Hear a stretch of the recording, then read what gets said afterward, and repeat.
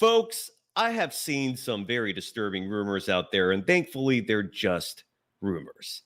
They pertain to Stephen Curry. He's not going anywhere. And I'm just going to address where all the ridiculousness started in terms of all this ridiculous false news. And I'm also going to take a trip down memory lane.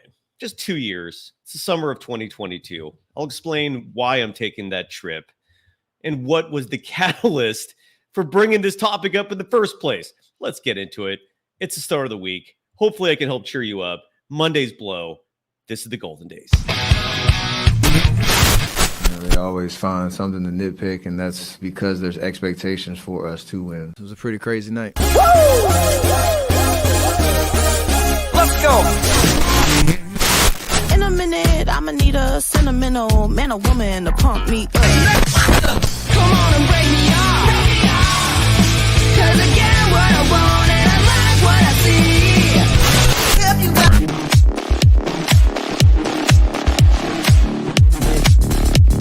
Ryan, Arcadian, I see you in the chat. First, I hate Mondays. What are they?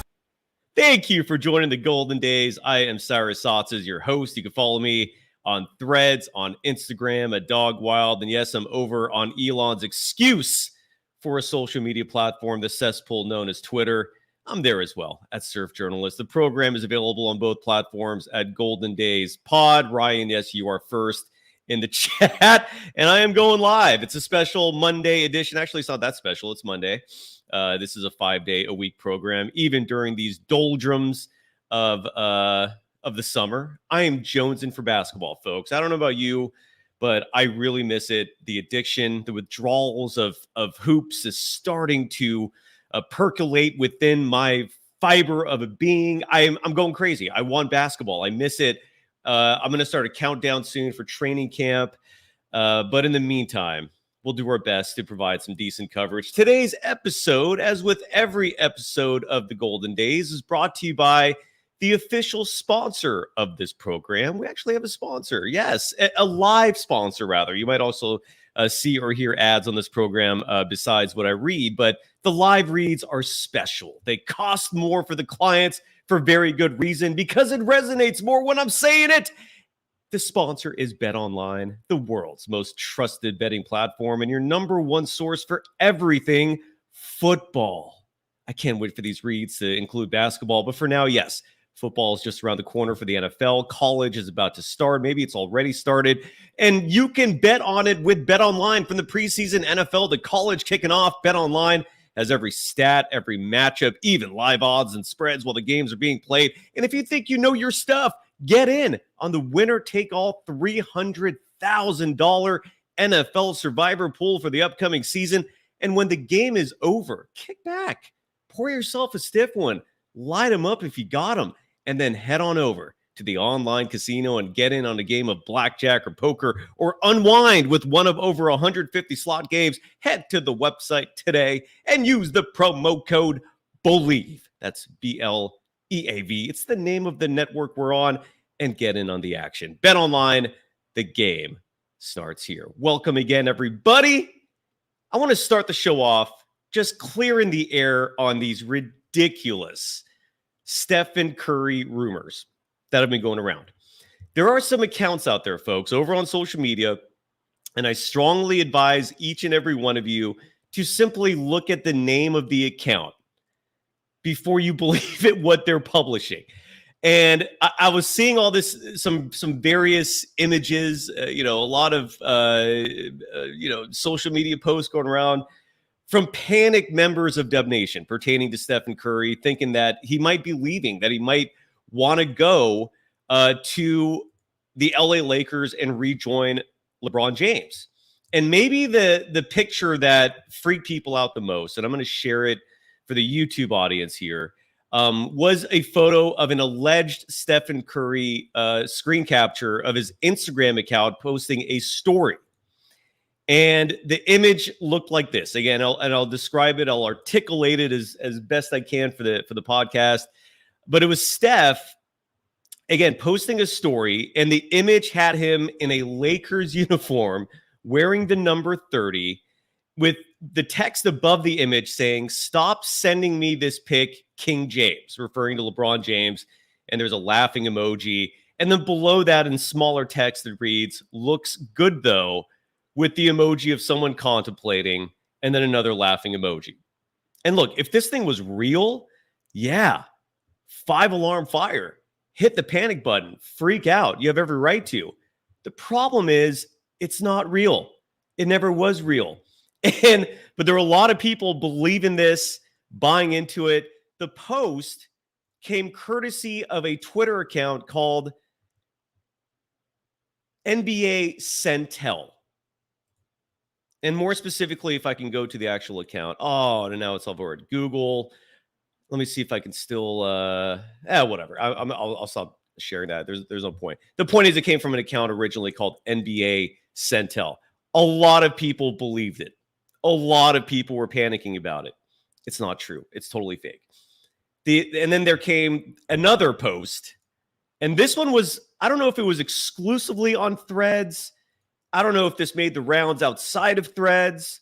Side note, Threads is blown up, folks. For anyone out there, Damon Bruce, for example, a couple weeks back when we were recording a show together, alluded to Threads being, a lowly populated social media platform. Hell no. In fact, recent analytics are showing that it has 3/4 of the audience size of Twitter.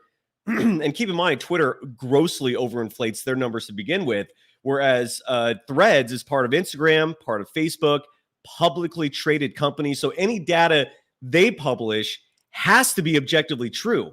Otherwise, you have shareholders to deal with. You have the SEC to deal with. It's one of the key reasons why when a publicly traded company publishes information, they immediately have more credence than a private company like, say, Twitter. And so the post that was what made the rounds over on Threads, and I'll share this one for you real fast. It was different, but in the same vein of just pure ludicrous content. Excuse me. And this came from an account called The Box Score PH, where the post said, "Jordan Poole hints at a potential return to the Warriors, expressing his readiness to step up and lead the team to another championship if Steph Curry moves on." And the image itself, I hope you folks on YouTube can see it, literally has quotation marks saying, quote, "If Steph decides to leave the Warriors, I'm willing to return to Golden State and lead the team to win another championship." And it has Jordan Poole making the Draymond flex move. And below that, it's a picture of Stephen Curry doing it. Notice Steph's biceps are a lot bigger than Jordan Poole's. I think that part is actually true. And again, people were panicking. If you saw the replies to this post, people were buying into it. But if you look at the account, the Box Score PH, it literally says in the bio, "Follow for the latest fake sports news." So the point is, don't buy this stuff. Please do your research before you start panicking or before you react to one of these kinds of posts, right? And yeah, AB Prep Boy, you're absolutely right. This is the deadest time of year. There is nothing going on news-wise. So this kind of content is slipping through the cracks and people are buying it because there is not a lot of other stuff to hide these kinds of ridiculous stories. But nonetheless, people are buying it. And yes, Zero, it is a ridiculous pick. But I just wanted to quell and squash any speculation out there that Stephen Curry is looking at LA and thinking, "I want to go there." No.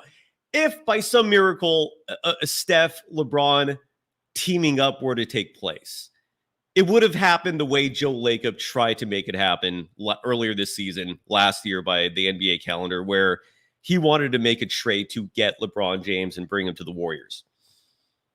That's how it would happen. Steph, first of all, is under contract for 2 more years. Secondly, the Warriors would never trade him. Third, I do believe Steph when he says he wants to be a Warriors lifer. And whereas LeBron has no connection to the teams that he plays for. I mean, that dude bounces around. There is no allegiance to a geographic community. There's no allegiance to culture. So if anyone's going to be bouncing around, it's going to be the dude that has already been bouncing around, showing zero loyalty to the cities and the organizations that he played for. With that said, Steph, again, not going anywhere, and don't hold your breath for LeBron James making an appearance in a Warriors uniform. Would be fascinating if it did happen, but don't count on it. Now, moving forward, and this is going to be a very short show today. On tomorrow's show, I'm recording it later today. It's going to be published tomorrow. I have Kristen Peak of Yahoo Sports coming on with me, and I'm super excited for that for a couple of reasons. First and foremost, she is brilliant when it comes to NBA and basketball prognostications, more specifically scouting. Her entire job is analyzing young players and publishing how these individuals would fit in the NBA. And she nails it. She nails it at a clip that's far higher than anyone else who scouts, who covers drafts. Like, I wouldn't doubt me if Kristen Peak was being pursued by NBA teams, but she has expressed in the past that she likes doing what she does now. She doesn't have to deal with the politics of office structures and the dynamics of all the different layers of bureaucracy within an NBA team you have to deal with. You don't have to deal with, you don't have to worry about an owner and their whims and their wants. So I'm really excited to bring her on, and I'm bringing her on to talk about Quinton Post, because I still haven't gotten a good detailed analysis of what to expect from the Warriors' recent draft pick. And I don't want to pick her brain on Podziemski and Trace Jackson Davis and what we can expect in year two, what her thoughts were on the team opting not to trade Podziemski for Lauri Markkanen, if the report is true. She's amazing. She's brilliant. I always rely on her for anything pertaining to mock drafts, pertaining to prospective NBA players who are currently in college or international. And so she's going to join the program tomorrow. I'm really excited about that. But right now, to finish up this really abbreviated show, I want to talk about Quinndary Weatherspoon. Now, why am I talking about Quinndary Weatherspoon? Why am I bringing that randomness up? It's because a couple days ago, a random little news report leaked out, courtesy of an individual named Artem Komarov, who I believe covers international basketball. His Twitter handle is @art_basket. And he posted a simple social media post that said, quote, NBA champion Quinndary Weatherspoon will sign a 1-year deal with Avtodor Sadatov, a Russian professional basketball team. Side note. Sources tell me and at KOTGECBR, whatever that is, unquote. I love the respect, first of all, that Artem gave Spoons by calling him an NBA champion, because you are damn right he is an NBA champion. But it also made me remember summer of 2022, because Quinndary Weatherspoon represents when this all started going downhill for the Warriors. To remind you folks what I'm talking about, in the summer of 2022, after the Warriors won the 4th championship of the dynasty, Gary Payton II left. He left because the Warriors foolishly did not pay him the money that Portland was offering. They could have, chose not to save money. It was literally a money-saving decision, which is, in hindsight, embarrassing. But that's the reality of it. And the reason why Quinndary Weatherspoon was relevant to GP2 leaving is because in Bob Myers' vision, Spoons would have been GP2's successor. The guy in limited play as a two-way player for the Warriors during that championship season, alongside Chris Chiozza, in case you folks forgot about him. He was an awesome perimeter defender.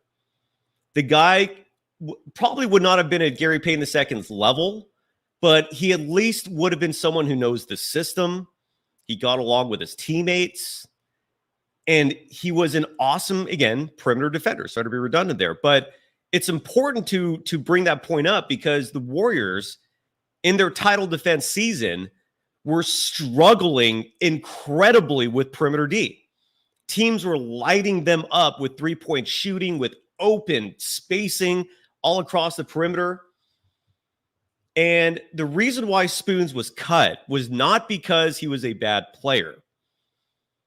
He was cut because in a random interview during Summer League, he had the audacity, I'm being totally facetious and sarcastic saying this, he had the horror of him having the audacity in an interview to say, I deserve a guaranteed deal.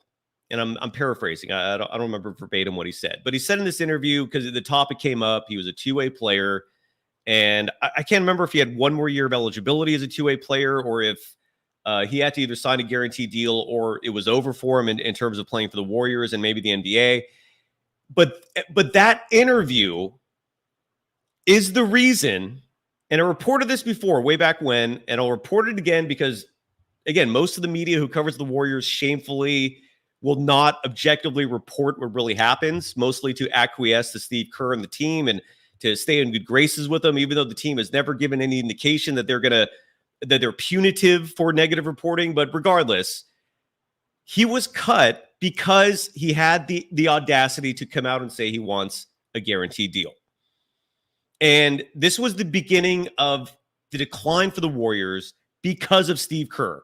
That was the very first moment when I started questioning Steve Kerr, because to me, I found it repulsive, objectionable, just mind-blowing that Steve Kerr would take offense to one of his players coming out saying he thinks he deserves a guaranteed deal. Yet that was the reason why he got cut. He got cut because of that. He got replaced by Ty Jerome and Anthony Lamb last minute. Those were Steve Kerr decisions, by the way. Those were not Bob Myers' decisions. And that is where the divide between Kerr and Myers started. Kerr thought Ty Jerome and Anthony Lamb were better choices. Neither of those two have any scent of worth when it comes to perimeter D. Those two were getting legit minutes that season, in case you forgot. They were getting like 20 minutes a game. Quinndary Weatherspoon, we never heard from him again. I can't remember if he went and played in like Thailand that season or what happened. And now Quinndary Weatherspoon is going to play in Russia. Side note, that is sketchy as F. You must be hurting for money and or you love basketball that much to be going to that country that literally held Brittany Griner and you're going there to play basketball. That is like a massive risk. They could imprison you. They could make you a political pawn if you go there. Yeah, AP Prep Boy, you're absolutely right. Do not get caught with weed there, man. Do not break any rules there. Please, Spoons. But bigger picture, man, that was the beginning of the end, because that was a season where instead of repeating as world champions, and I firmly believe they could have if Steve Kerr did not meddle so much and let his damn ego get in the way of playing the right people. That season should have been Spoons as a guaranteed player, as a role player coming off the bench, playing defense the way Gary Payton II did the year before. And that season should have been a year where Moses Moody and Jonathan Kuminga were playing real minutes, developing. So in year 3, we had a much better idea of what to expect instead of now waiting for year 4 to find out what to expect. And with those Ty Jerome minutes, those Anthony Lamb minutes, you all but threw away any chance of repeating as a world champion. Yeah, I'm still bitter about that, man, because it was just a foolish decision that was made largely because of the negative, the downside of human nature, this ego that we all have. And Steve Kerr's ego is ridiculously huge, as evident by the fact that he did not like one of his players having the audacity to publicly say he deserves a guaranteed deal. There was no arrogance with that. There was no a bluster with that. This was just an individual who confidently thought he deserved to play in the NBA. And God forbid his coach, you can't say anything like that may, come off as a disagreement with your head coach or your front office. And he was gone because of that. Yeah, I'm still bitter about that big time. So nonetheless, Quinndary Weatherspoon, you are missed. You played a very small part on that championship team, but you did play a part. And Yeah, so that season happened. And in case you ever wonder what was the catalyst for me starting to turn on Steve Kerr, it was that. And all the events that cascaded following that. And that is why that season is why Bob Myers was like, peace. If you're not going to follow my vision, a vision that led us to 4 championships, what am I doing here? Go ahead and listen to Steve Kerr. See what happens. And we're seeing what happens now. So AP Prep Boys on fire today. Yeah, go on Twitter and say I've got signed by the Warriors.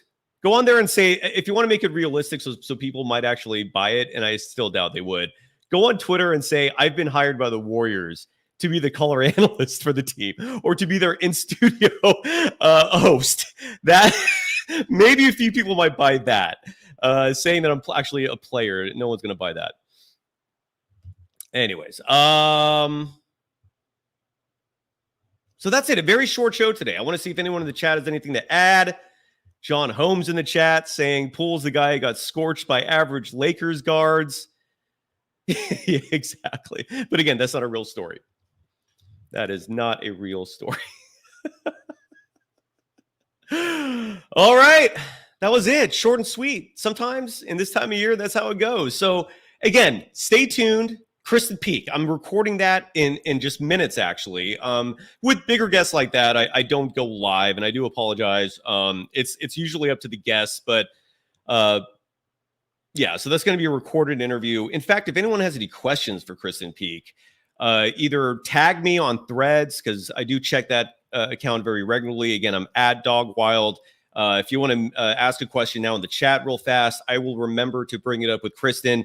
Otherwise, stay tuned for the next episode that's dropping soon, early tomorrow, with Kristen Peak of Yahoo Sports. For those of you that chimed in today for a very short and hopefully sweet episode, thank you. Thanks, period. I am forever grateful for every individual who comes on this show and just watches and actually takes time out of your busy life, to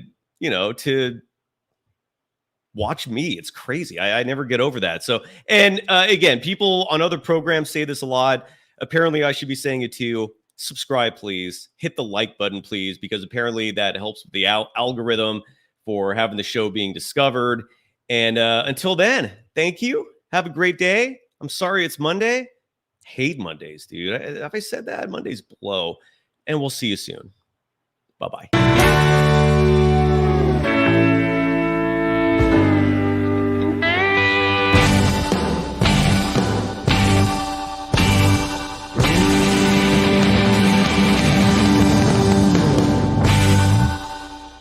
Bye-bye.